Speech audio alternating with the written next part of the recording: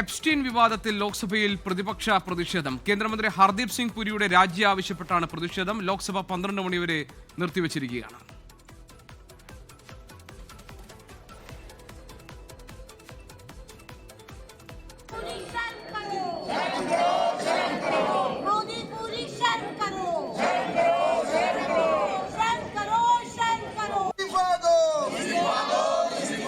Epstein വിവാദത്തിൽ ലോക്സഭയിലെ പ്രതിപക്ഷ പ്രതിഷേധത്തെ തുടർന്ന് 12 മണിവരെ നിർത്തിവച്ചിരിക്കുന്നു. അവിടെ കേന്ദ്രമന്ത്രി ഹർദീപ് സിംഗ് പുരിയുടെ രാജി ആവശ്യപ്പെട്ടായിരുന്നു പ്രതിഷേധം. പ്രതിപക്ഷ കക്ഷികൾ ഇപ്പോൾ സഭയ്ക്ക് പുറത്ത് പ്രതിഷേധിക്കുന്നതിന്റെ ദൃശ്യങ്ങൾ നമുക്ക് കാണാൻ കഴിയും. ബൽറാം നെടുങ്ങാടി ഡൽഹിയിൽ നിന്ന് വിവരങ്ങളുമായിട്ട്. ബൽറാം, ഹർദീപ് സിംഗ് പുരി രാജിവെക്കണം എന്ന ആവശ്യവുമായിട്ടാണ് പാർലമെന്റിന് മുന്നിൽ ഇപ്പോൾ പ്രതിപക്ഷത്തിന്റെ പ്രതിഷേധം നടക്കുന്നത്. എന്താണിന്ന് പാർലമെന്റിൽ സംഭവിച്ചത്?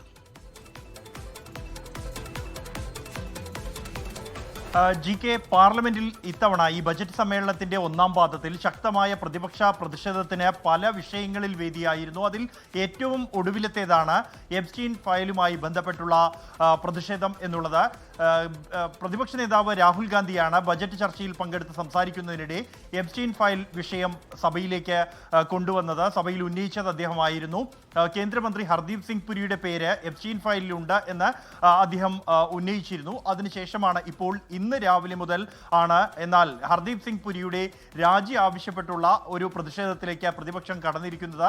സഭ സമ്മേളിക്കുന്നതിന് മുമ്പായി തന്നെ സഭാ കവാടത്തിൽ ഈ വിഷയം ഉന്നയിച്ചുകൊണ്ട് ഇന്ത്യ സഖ്യ എംപിമാർ പ്രതിഷേധിച്ചിരുന്നു. ഒപ്പം തന്നെയാണ് സഭയ്ക്കുള്ളിലേക്കും ആ പ്രതിഷേധം എത്തിയത്. ലോക്സഭ സമ്മേളിച്ച ആദ്യഘട്ടം മുതൽ തന്നെ കേന്ദ്രമന്ത്രി ഹർദീപ് സിംഗ് പുരി രാജിവെക്കണം എന്ന ആവശ്യം പ്രതിപക്ഷം ഉന്നയിച്ച് പ്രതിഷേധിക്കുകയായിരുന്നു. തുടർന്നാണ് പ്രതിപക്ഷ ബഹളത്തിൽ നടുത്തളത്തിൽ ഇറങ്ങിയുള്ള പ്രതിപക്ഷ പ്രതിഷേധത്തെ തുടർന്ന് ലോക്സഭ തടസ്സപ്പെട്ടു. 12 മണിവരെ പിരിഞ്ഞിരിക്കുകയാണ് ലോക്സഭ. ഈ ആവശ്യവുമായി മുന്നോട്ട് പോകാനുള്ള തീരുമാനത്തിൽ തന്നെയാണ് പ്രതിപക്ഷം ഉള്ളത്.